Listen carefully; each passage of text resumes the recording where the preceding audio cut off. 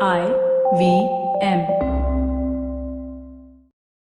The neighborhood foreign policy that I had the privilege to put into practice, what is termed the Gujral Doctrine, represented a modern-day continuation of this very traditional theme. I do believe that the latter half of the 20th century will be recalled in times to come as the age of regional cooperation. Such cooperation has, after all, been the impulse behind the contemporary world's most striking economic miracles. Europe, which was all but devastated after 2 world wars, today has a common currency, a common parliament, and a unified politico-military structure. Latin America, Southeast Asia, South Africa are witness in varying degree to similar economic transformations. Is it not time that we in South Asia also try and look ahead instead of remaining trapped in the past, forever the victims of a frozen medieval mindset? As and when South Asia decides to take control of its destiny, no outsider will come to show us the lead. We will have to do it ourselves. And India, as the natural leader of South Asia, will be called upon to walk that extra mile, to make that extra contribution that leadership of any nature entails. That is the logic behind the Gujral Doctrine. That is why, to the well-established principles of Panchshila, I felt necessary in the context of our smaller South Asian neighbours to add the novelty of non-reciprocal treatment. Diplomacy, properly handled, can be a positive-sum game, in which there are no losers and all participants benefit. Regional cooperation in South Asia is an idea whose time has come. It is bound to take off, and when it does, it will bring immense benefits to each individual country and to the subcontinent as a whole. It is this larger prize that we must firmly keep in mind. This is an excerpt from a speech by former Prime Minister I.K. Gujral at the Indian History Congress on 30th December 1998. Gujral refers to his namesake doctrine, which called for India to pursue better relations with her neighbours. 2 decades after Gujral's painstaking work to mend ties with the neighbourhood, how does South Asia fare?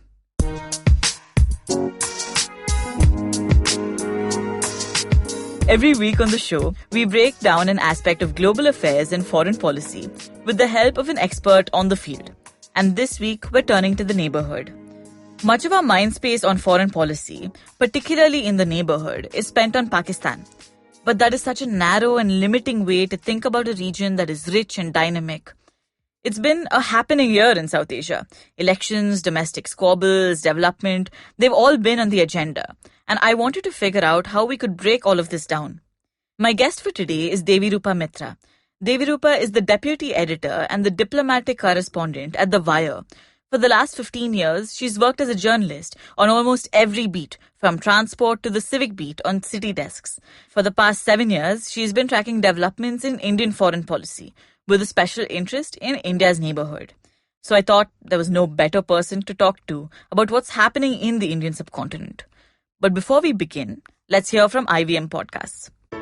Hey everybody, welcome to another great week on the IVM Podcast. It's been a really fun week. Also, just a reminder, if you're not following us on social media, please do. We're IVM Podcast on Facebook, Twitter, and Instagram. One thing that we are trying to do as much of as possible, and we want to keep doing this, is if you hear something that you really enjoy, take a screenshot of it and tag us on whatever social media platform you prefer, and we'll try and repost that. If you want to keep your listening light and funny this week, check out shows like Cyrus Says, Golgappa, and the Empowering series. On Cyrus Says, Cyrus talks to hosts of another IVM show, Football Shootball, Gaurav Sapre, Kartik Iyer, and Sivram Padmanabhan. Tune in to listen to some fun conversation about sports, advertising, and Bollywood.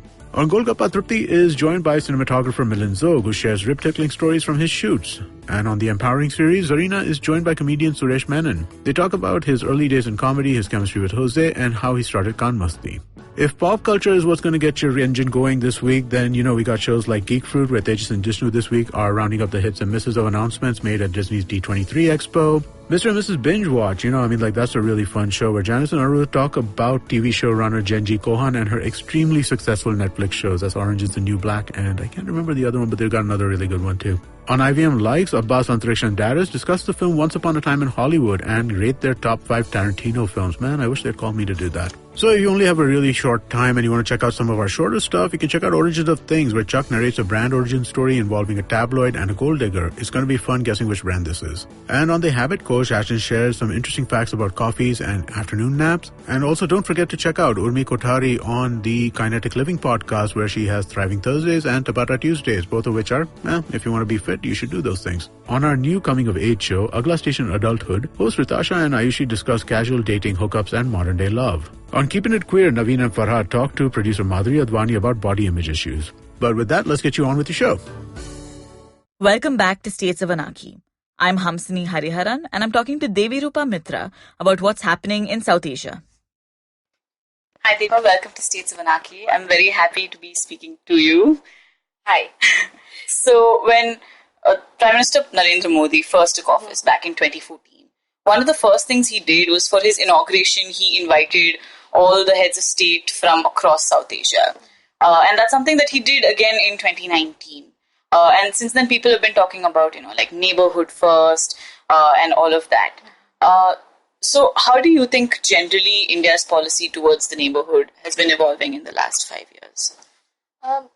When Prime Minister Modi had invited all the SAARC members in 2014, it was rather a great surprise to most of us, because due to the election campaign, we were all expecting that his first priority would be domestic issues and the economy.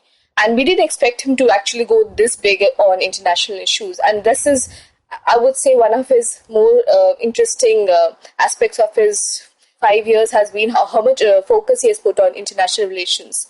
And that has, I guess, been part of his entire image building also, to have a kind of a statesman, like, I don't know, mode, perhaps. Yeah. Perhaps that's how you would describe it. Or an image, right? Image.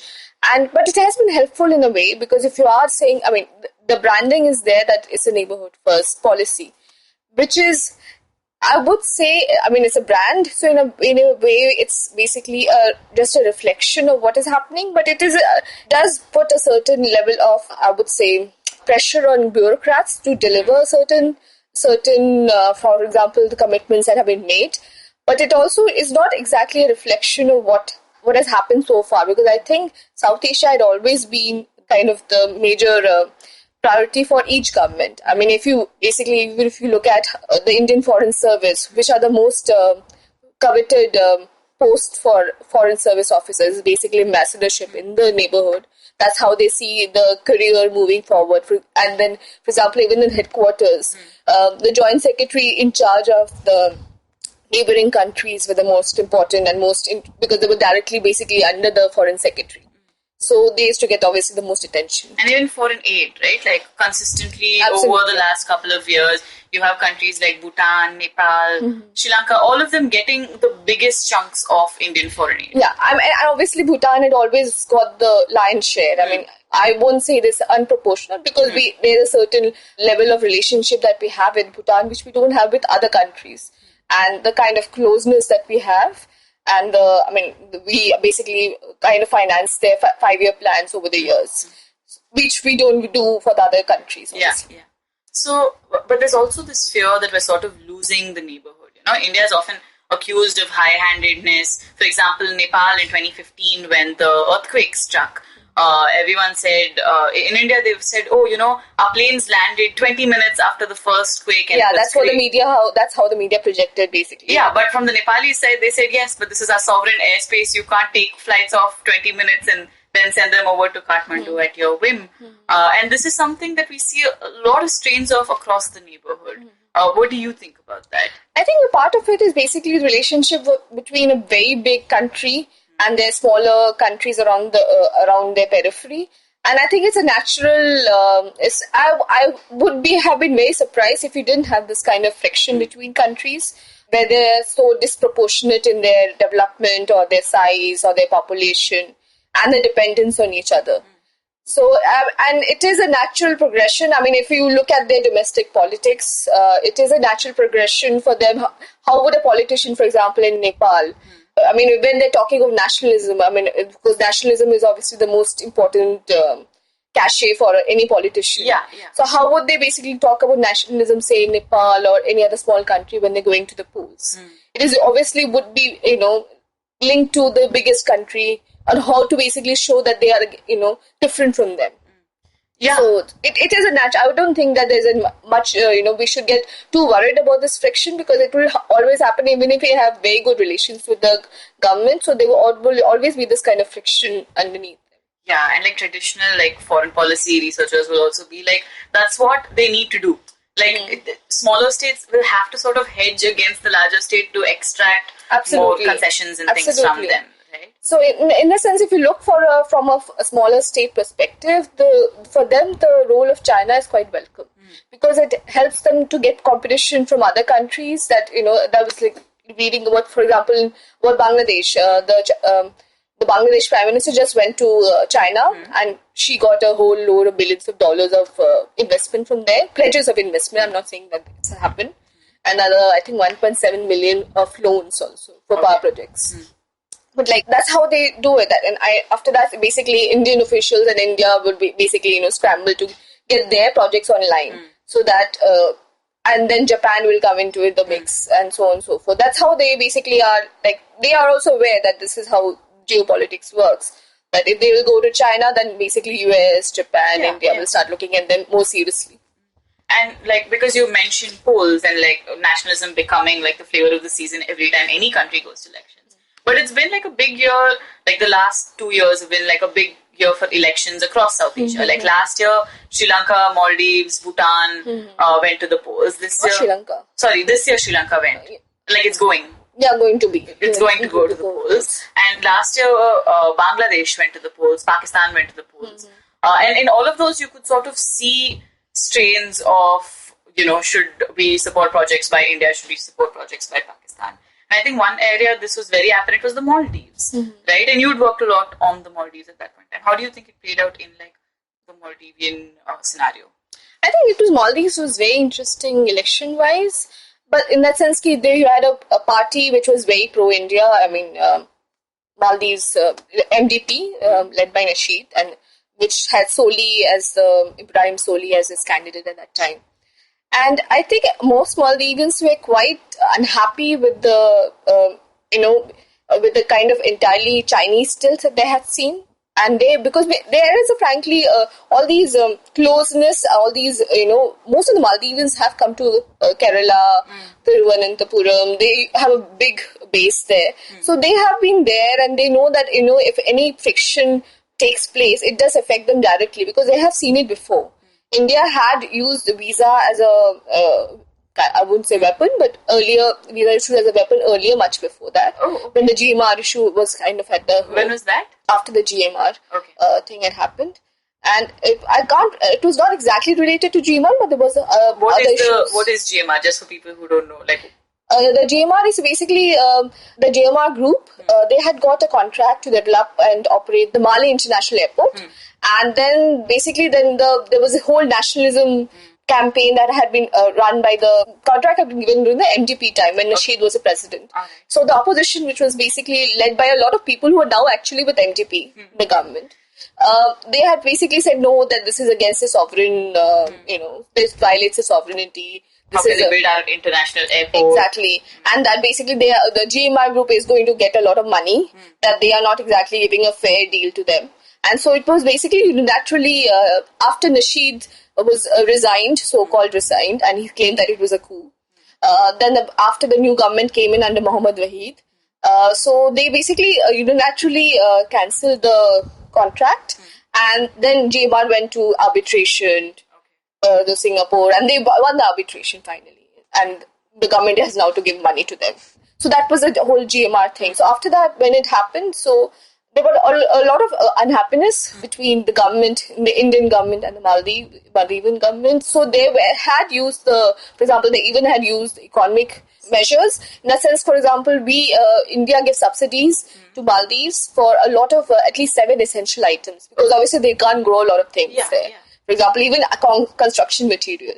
So we have a certain quota for subsidies, that subsidized material which is given to them every year. So India had basically cut down on how much can be exported, which included important construction material.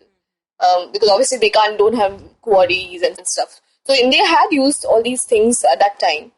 But so it was quite an interesting 5 years and a very, very interesting 5 years because it showed basically how India, I mean, it didn't push the government, basically, Yamin government to fall in a sense. So it was basically, I don't think there was an underlying anti-India sentiment, say, like, which is overtly there in, for example, Nepal or in Bangladesh. I mean, even I would say Sri Lanka.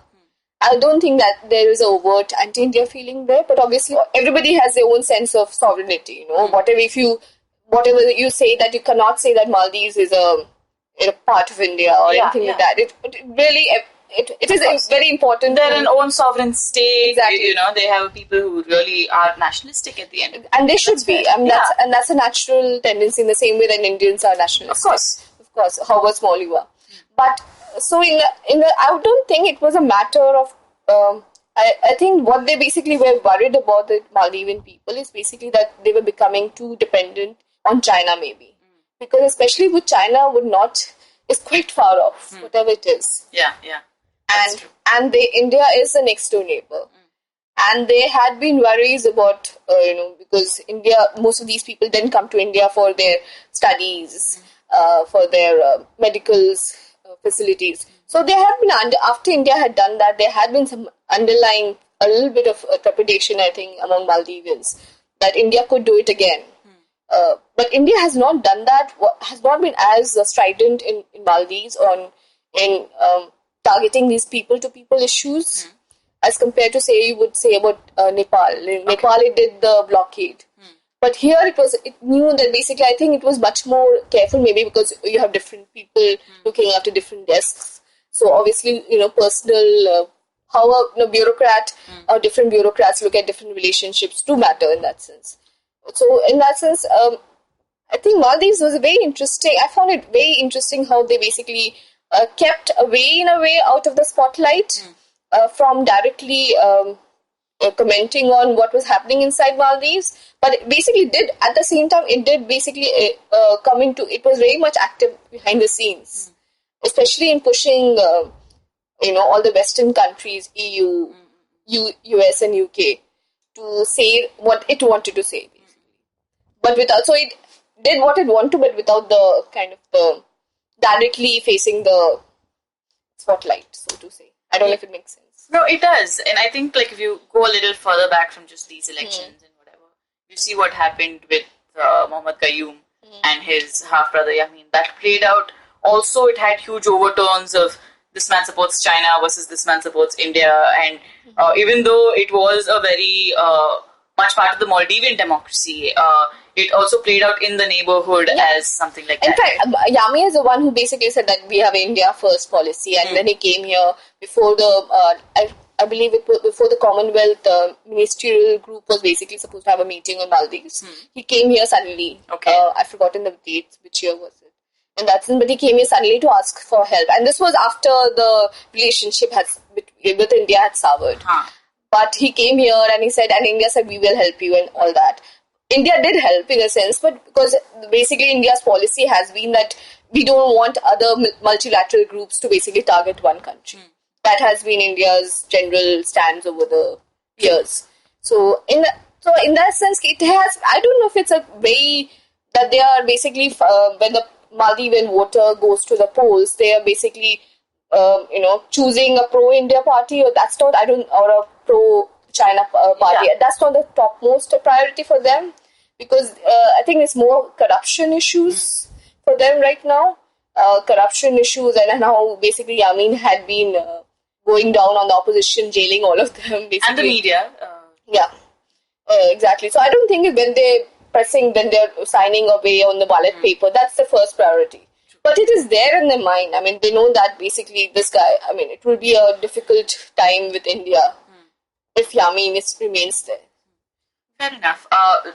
Comparing it with how things have unfolded in Sri Lanka, for example, which is right next door, but went through a very different trajectory, I think, over the last 5-6 years. So think about what happened with Rajapaksa and the whole idea that the port was going to be leased out to China for 100 years, and then Sri Lankan people saying this is giving up our sovereignty, and then people saying, oh, this is an example of China's debt trap diplomacy, and all of that coming into play. So, and at that point in time, India also took like a slow backseat and didn't go, oh, I told you that this would happen. Oh, they did tell them, I'm sure. I'm sure it did happen, but like not overtly at least. But how do you think at the same time like domestic politics in Sri Lanka have evolved over the last couple of years? I think it has become more extreme right now. I mean, the elections are basically, after the Easter Sunday bomb blast, it's becoming quite ugly.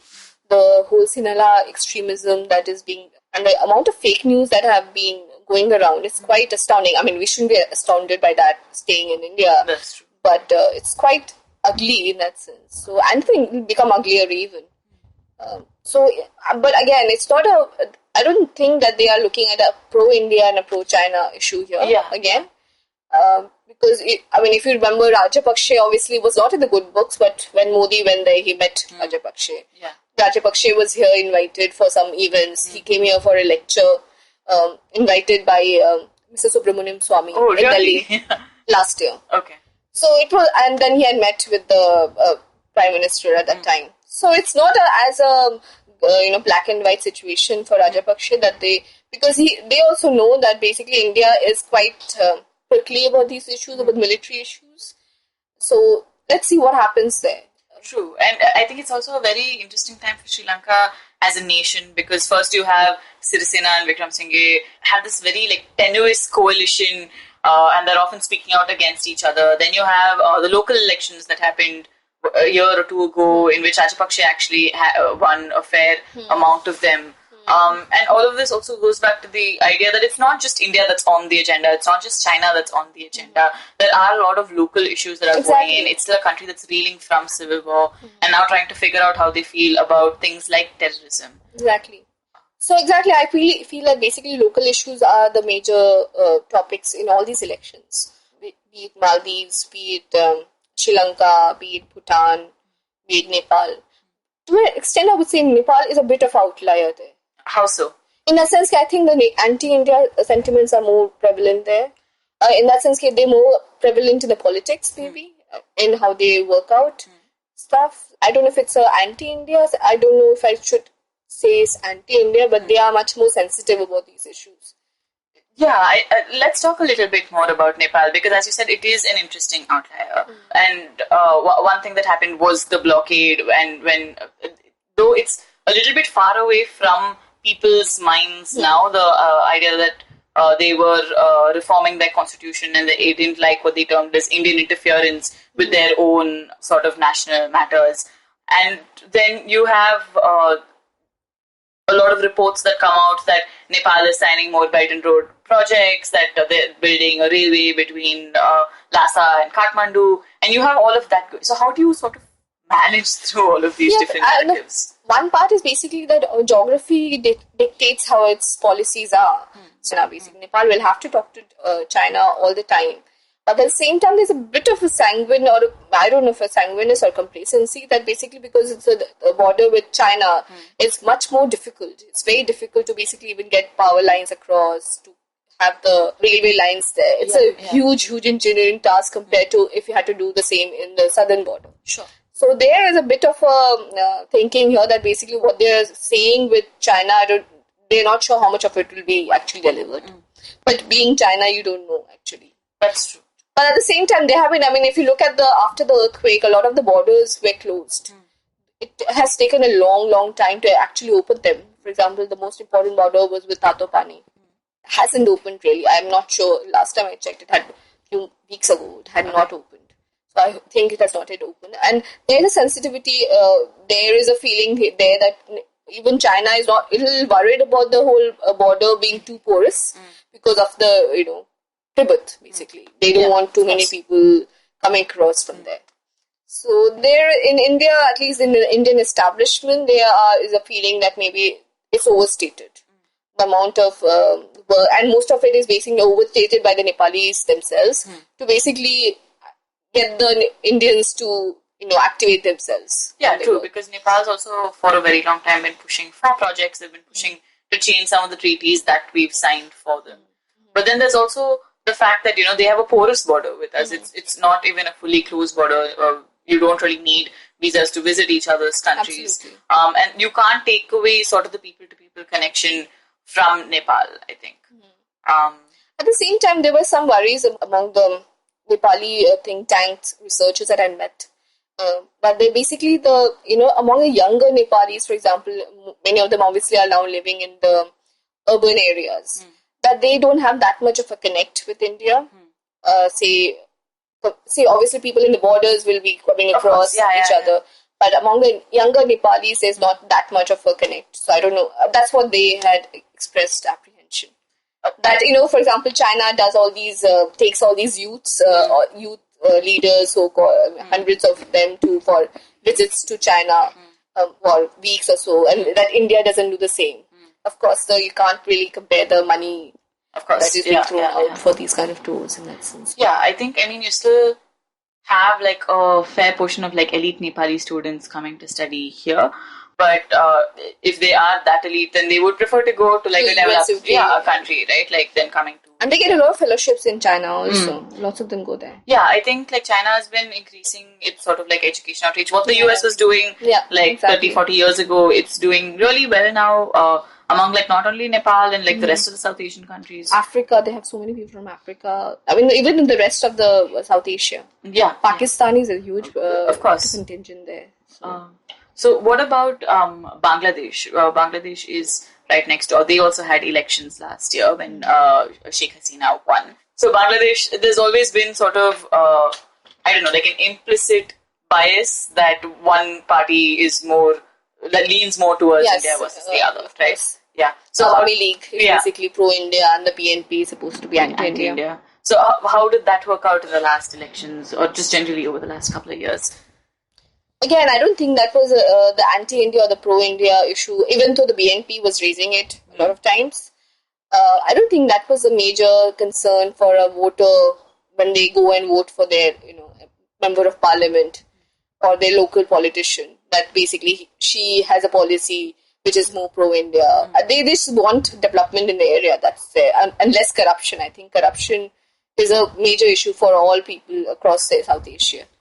So I don't think that's a issue, major, but it's obviously a very good handle for opposition to when they're doing campaigning.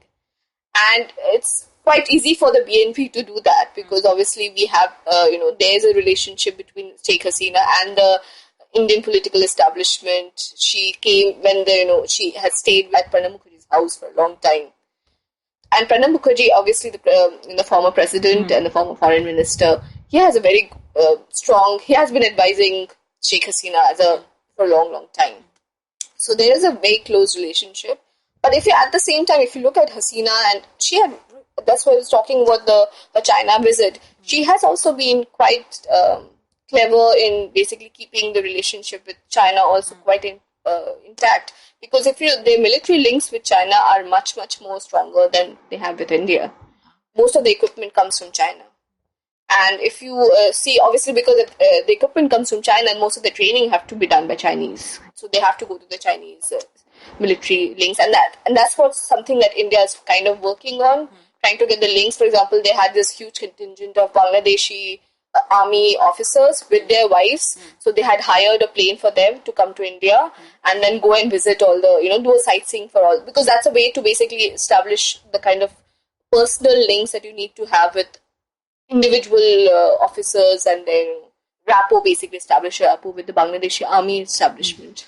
Yeah, and I think another major issue that came over for Bangladesh personally was the Rohingya refugee crisis. And they were the most affected by it because you had millions of Rohingyas then flooding and still living in places like Cox's Bazar.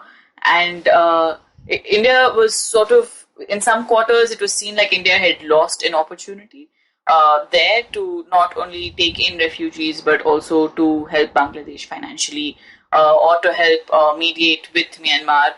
So that was something that came up quite a bit, I think, in the last couple of years. Yeah, because when the whole thing started after the security crackdown and all the millions of hundreds of Rohingyas, thousands of Rohingyas started streaming into Bangladesh, I don't think India understood the gravity of the situation, at least in the strong sense of emotion that it had, generated, not just among the Bangladeshi government. They were reacting also to the public opinion within Bangladesh. And at that time, there was a very strong public opinion that basically India was not helping, and India was basically completely pro-Myanmar. Because at that time, if you remember, our Prime Minister had gone to Myanmar at that time. Okay. And he had, when it was happening, within a few weeks. And he had basically, at that time, he had made a statement standing next to Aung San Suu Kyi, like they do at the joint press conference. Okay. And they had just basically talked about that this is a result of, kind of terrorism. There was no response to there was no reference to the humanitarian crisis as such and what Bangladesh was going through. So it had led to, after that statement was given, the Bangladesh had basically, intervened. There were calls between the two party that we are very unhappy, and it's not just that we are unhappy, it's basically we are reacting to what the public are saying. Yeah.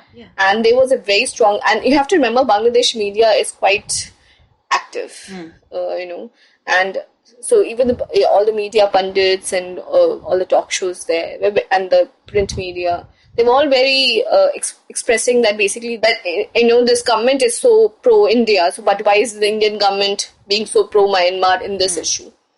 And that's not, if the Sheikh Hasina is so pro-India, why is she not getting that kind of support from the New Delhi? So that had led to, actually, India had to kind of nuance its position after that and had to start talking about the humanitarian crisis. And then it had started, I think it was called Operation Maitri, if not mistaken. Okay. Where it had to started to give food aid and gave some consignments to the Rohingya refugees there. And then, but it also did the same with that side of the border. And it was recently, for example, they have announced that they have finished construction of 250 houses there. Okay. It's supposed to be for the returnees, Rohingya returnees, and also other people who had been displaced from other communities displaced during the fighting.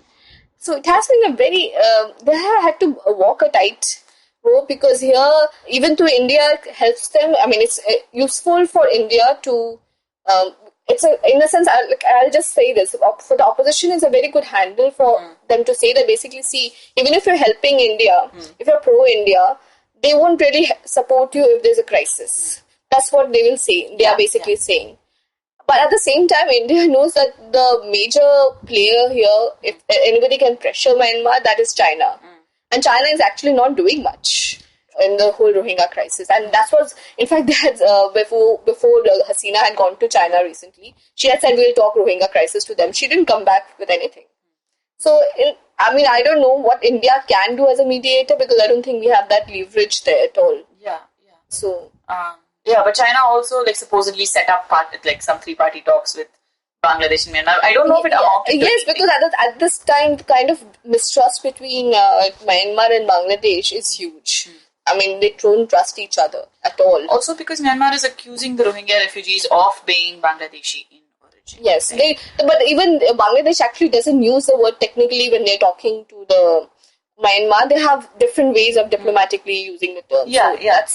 Use of the term is not the main issue as such per se. It's basically there's a huge mistrust between the two governments, that they don't really understand each other.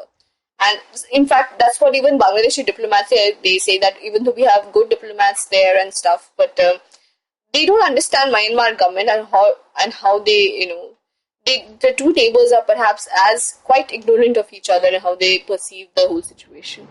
Fair enough. And I think, of course, that's something that came up in the elections. But there were also a lot of protests over the last year in Bangladesh, right? Against the government, against corruption, against rigging of the elections.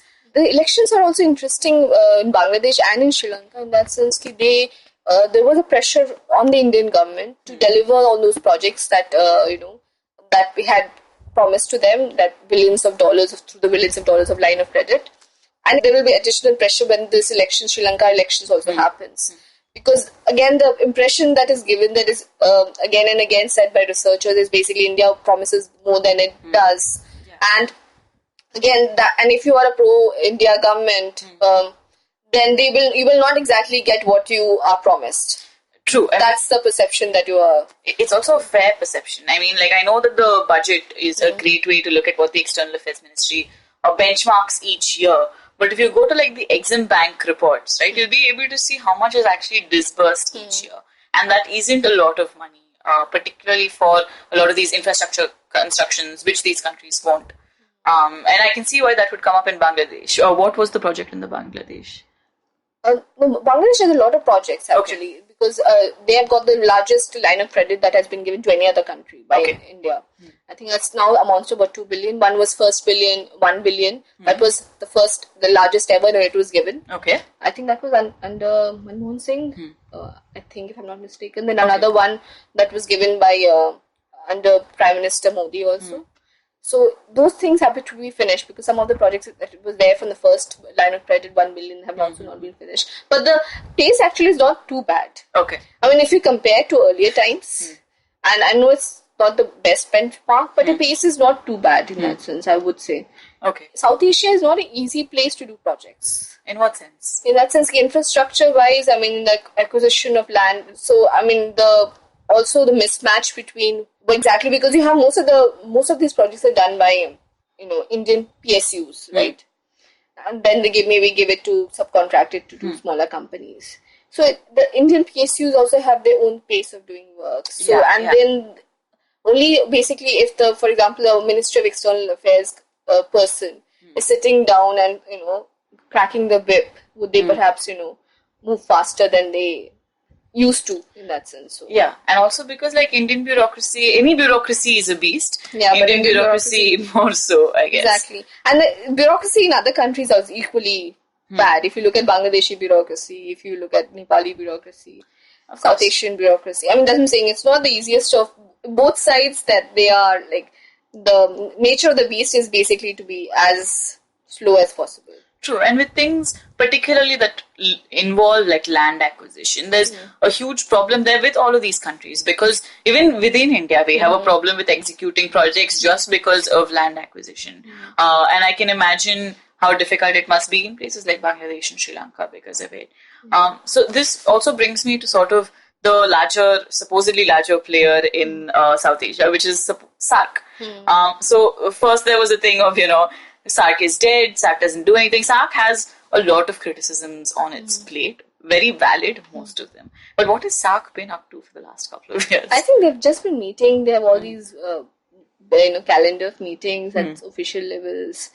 But that's it. I haven't heard of any ministerial level meetings which are taking place. And they have a secretariat in Kathmandu. Where you have directors from all the countries. And but again, the secretariat is quite badly resourced, I would say. So they're doing kind of stalled right now. So unless you have the biggest country in the region who is interested in pushing forward SAARC, and unless you have the next summit meeting at the leadership level, I don't think SAARC is going anywhere. Yeah, and now India has sort of been pushing for BIMSTEC a little more, particularly because I think... because Pakistan is not there. Exactly, so it's easier to move things along. How do you think BIMSTEC is evolved? Do you think it has more momentum? Is it just like a paper tiger? It has momentum. I think there is money been given, and India has now finally last year put a director level person there. India had not actually manned the BIMSTEC for a long time. So there is certain interest there, and obviously all the BIMSTEC leaders were invited for the swearing-in ceremony this time, which is again a signal that they are interested in giving out. But again, it's basically the resources of the BIMSTEC. Like one of the things that the BIMSTEC Secretariat has been telling its people here that they have money right now to give, but most of the money is now given out for salaries basically for the Secretariat, and to running the programs is not enough. So it's a little concerning. If you look at how mothbound it had been, it would be basically difficult to actually push it forward. Immediately, it has to be seen. I mean, it will take 2-3 more. I'll give it 1 more year to basically check, one at least or 2 years to see if it really is effective. Fair enough. So this brings me to like our smallest player in the region, which is Bhutan. Bhutan also had elections last year, and it's very interesting because they're a kingdom at the end of the day, and a lot of things have been happening, particularly with Doklam. But I would still say they are a kingdom, but you have to look at the political parties have become a very interesting player in the whole policy making now. How so? In that sense, for example, they have a parliament now. So obviously you have to have elections. If you have elections, that means you need accountability. Why did the whole BBIN, for example, motor vehicles agreement, which Bhutan was part of, why did it go off the rails? why did the parliament not agree to it? It was obviously because there was a lobbying from the ground by the various lobby, like the transport lobby and the hotel, not the hotel lobby, I would say. Basically the taxi lobbies, that, an environmental lobby also. That basically, if you get the BBI Motor Vehicles Agreement, it effectively means that you will have Bangladeshi cars and Indian cars. They're coming into Bhutan, and they have very fragile roads, and they will basically destroy the ecosystem. That was the whole thinking. So all this is, if there had been maybe a king, there would not been a parliament, it would have been, perhaps the agreement had gone forward in that sense. There would have only been one decision maker at that time. So there is a difference. I mean, you have to look at that it is a parliament, there are politicians there, and they are acting like normal politicians. Of course. So what were the other sort of debates that came about before the elections in Bhutan? They have a very interesting way of conducting elections. In that sense, they have the consensus between the parties that they will not slander each other, and they will not get into, and basically written agreement that they will not go into foreign policy and stuff. Okay. And so they don't really talk about that much.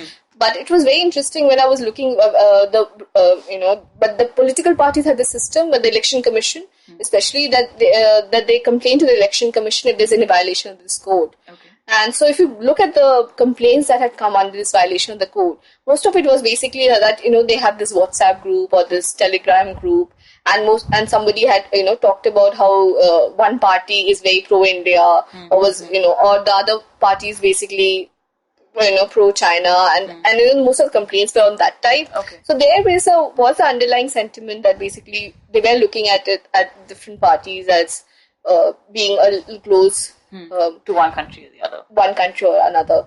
But ultimately, I think most of I would say the voters don't really go into that. It's most of the time the WhatsApp group are basically made by activists, right? Political activists, not by normal voters who are basically going about their work. So it's only basically people who are very politically aware or partisan who really are getting active in these WhatsApp groups. So I'm not sure their sentiments are basically what is a reflection of actually is on the ground. So fair enough. And something big that happened to Bhutan, of course, is the Doklam crisis. So did that play into the elections at all, or no? I'm not sure. Again, it's very difficult to establish, since I didn't cover actually. Didn't go there. Okay. So that's why I was looking through the whatever public source documents that they had. I'm not sure that played too much of a effect on them, because finally nothing happened. I mean, the status quo was maintained, right? Now it came back to normal. So I'm not sure it made much of a difference to them, except, I mean, the only major issue that there for them is the economy. And of course the dependence on India is an issue for them, because then they had this rupee crisis. If you remember when the whole demonetization thing happened, then it affected them. Even though India actually had scrambled to do more for Bhutan than it did for Nepal.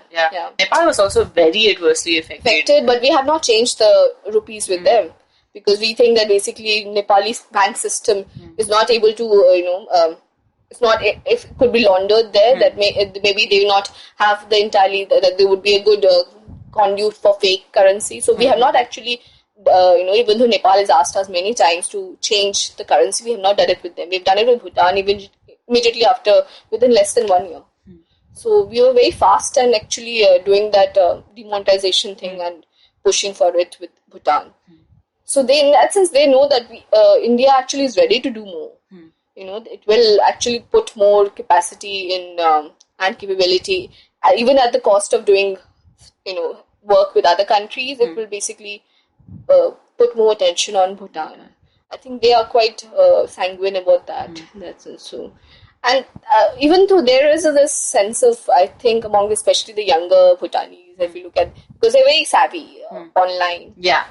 There is always this tension. Again, it's the same with any young population, that we should be looking at China also. I mean, they are going to be the biggest economy soon, and they would help them also. They also want to go to Chinese universities.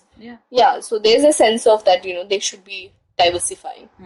But that has not yet percolated, or the cost benefit for the establishment is firmly right now in favor of India in that sense. And it's obviously also a lot of it dictated by the monarchy there. Monarchy does have a role, and very strong role. And the monarchy has always been pro-India, starting with Nehru and... They have a very, very long history of relations with India. So as long as the monarchy is very looking at India all the time, I don't think we have to worry too much about Bhutan. And we are doing a lot with Bhutan. I don't think that's within our capacity. Because we don't actually have as much infinite money as China seems to have. Even the BRI, we are hearing all the BRI projects are not really doing that well in that sense. I didn't really want to get into Pakistan because people talk about Pakistan day in and day out in this country. I can just go back to again a bit about China, about the China and the South Asia. One of the interesting things that I was told, basically, that I was asking some of the South Asian people that from other countries, that you are aware that, for example, India is very prickly about security issues. So why were you, for example, allowing China to open up, say, embassy in Maldives? Or, why were you allowing them to come for the submarines? So basically, one of the things that I think it's maybe I don't know if it's a true thing, but one of the things is that basically they said that India had not made it very clear to them when Indian officials meet them. Because the way Indian diplomats are trained, that we are trained to basically be very careful in our language and to not give the impression that we are interfering and telling you to do. So it has to be done in a very inactive phrasing way. So basically, we were not sure that you would be so angry with us once we did that. You never told us clearly that basically if the Chinese had opened the embassy there, that you would be so unhappy with us. So I think that's a part of Indian diplomacy, maybe the diplomatic behavior, that they were always, the neighborhood, basically, they were not very sure about how, India would behave or what were the red lines exactly at that time. I think that seems fair. And I think that would be true of all diplomats generally, because if you sort of make that clear, then they'll be looking at it as who is India to tell us who we should take projects from and who we shouldn't. So maybe that's what I'm saying. They are saying it now, but I'm not sure if it's entirely a valid argument. Maybe that's how they're arguing for India's reaction later on, in that sense, to basically offset that. That makes sense.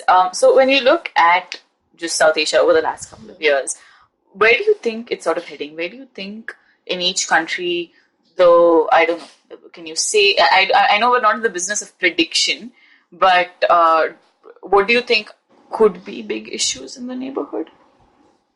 I think climate change should be a big issue, but I'm not sure if it's making much of an impact for us, because different countries have different priorities here. I mean, Maldives as an small Indian Ocean island nation, has a different position on climate change, which is a little different from us, because we are a big developing country. So climate change should be there, but I'm not sure we are able to find a common ground on that necessarily. And I don't know if there's a common theme or that I can say that all of us are going towards, because everybody's development status is so different, and all of us are so different countries and kind of obsessed with each other. I mean, for example, India is completely obsessed domestically. Right? And even, I would say, Sri Lanka media, if you look at it, they're quite obsessed with them. I mean, to an extent, domestic issues. Bhutan, not so much, maybe. Bhutan is dependent on India a lot. So they have to be constantly looking at what Delhi is saying on different issues. Nepal is quite politically active. There are so many political parties. So they're always looking at who is there, which Madhesh party has split up, and who's going with who. So I don't know if it's... economically, I think we will, all of us will do well. I'm not sure if saying all of us do well, as in Bangladesh seems to be doing pretty well, actually. Even at the, they don't seem to be as economically meshed with India as, say, Bhutan is, because they have a very strong export market to the West, through the textiles and so, but other countries, for example, Maldives, Nepal, Sri Lanka to an extent, because we have an FTA with them. So they will be looking at how the Indian economy is doing well. So if the Indian economy is not doing as well as the signal seems to be, then it's a sign of worry for them also. Okay. Yeah. So let's see. It depends a lot on basically how the Indian domestic scene now, politics basically moves on, and how the oil crisis works on, and so in that sense, I mean, the main issue right now, the workhorse in the MEA right now would be to get the projects out. You have to finish the projects. You have, before the elections, for example, in Sri Lanka, you have to get many of the projects off the ground. Otherwise, you can't really, Ranil Wickremesinghe can't go and tell anybody, he can't say at the election campaign that what has happened with India. But see, these are the projects I've got from India, but I'm not able to get them off the ground. So you have to show some of them are working. So that's, I think, the main priority for right now for Sri Lanka would be immediate to get these projects doing something publicly, visibly. Yeah. But let's see when it happens in that sense. But again, it's very difficult. It's a very difficult question for me. I'm not sure how to answer it, where it's going. No, that's okay. I don't think we can be in the business of prediction because, I don't know, climate change might make sure that we all don't have to predict past tomorrow. But also you can't exclude external affairs. You can't exclude what's happening on the global stage from what happens in South Asia. You can't exclude each country's domestic. Yes, I mean, one we can totally predict is China will continue to be here. Yeah, of course. I mean, in whatever countries, even if there's so-called pro-India party in the government, China will obviously be there because they have the money and they have the wherewithal to do it. Yeah. So, and they have enough, they're ready to come with investment.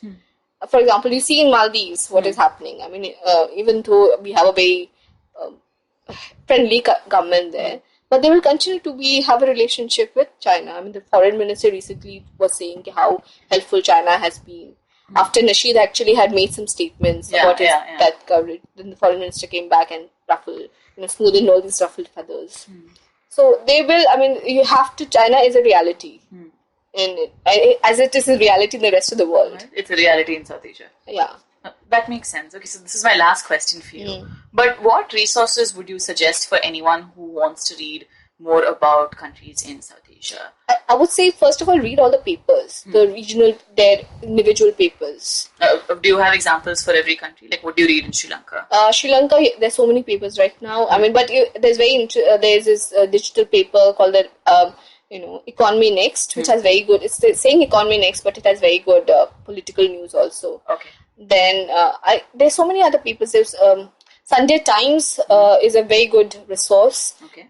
Their political editor writes this weekly column, which is very detailed, but it's very arcane knowledge in that sense. You have to actually, sometimes you require to read it twice, thrice, and it doesn't give cup of coffee, and also because you don't understand the context. Okay, yeah. It's they don't kind of give the background sometimes, so it's very difficult for a person. I mean, I don't understand sometimes what the person is talking about. Then I have to go back and Google other things, and then I understand what maybe this is all about. So Sunday Times Weekly is pretty good. Okay. And then FT, there's this daily FT. Okay. For economic news in Sri Lanka. Then the other papers, I mean, there are lots of English papers there. Okay. And what about the Maldives? Maldives Independent. Then there's the edition. That is an English version of their Miharu news, basically, that they have.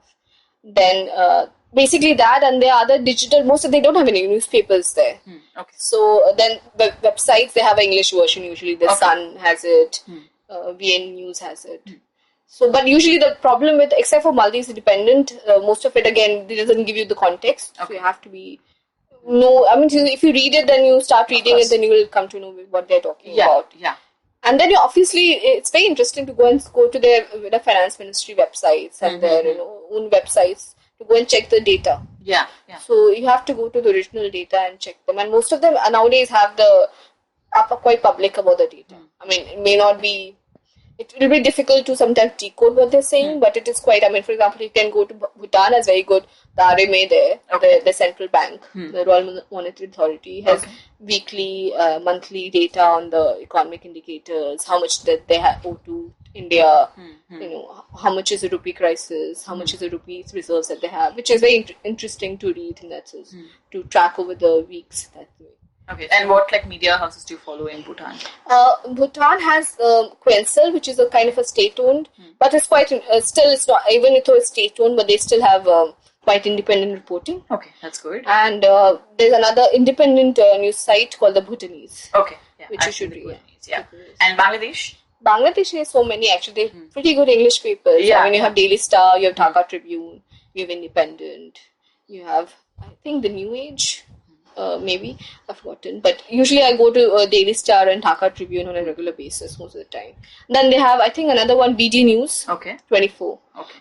And they have if you know Bengali, then you can go and see their channels.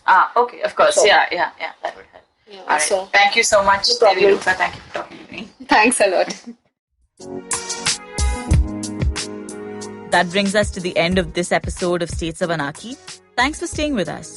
South Asia is dynamic and diverse, and a point that Devi Rupa drives home repeatedly is that relations with India is not always playing on the minds of smaller countries. If you want to read more about what's happening in the region, head on over to the episode description, where I have some extra readings for you. If you agreed or disagreed with what we spoke about, tell us. You can just follow the podcast on Twitter @HamsiniH and on Instagram @States of Anarchy. If you like what you listen to, then do subscribe to States of Anarchy on the IVM podcast app or wherever you get your podcasts. We'll be back next Tuesday. This is the amazing story of something awesome. Once Chuck decided to start a podcast, and so he did. The end. Okay, that was a crappy story. But I've got some really cool stories over at my new show, The Origin of Things. On this podcast, I look at the stories of how brands came into being and sometimes evolved out of quite unexpected circumstances. And to make it really fun, I reveal the name of the brand and sometimes a category only at the very end. The show is 5 to 7 minutes per episode and perfect for trivia junkies and brand nerds, especially those with short attention spans. New episodes out every Wednesday on IVM Podcasts app or website, or any podcast app or site that you happen to prefer. End of story, they lived happily ever after.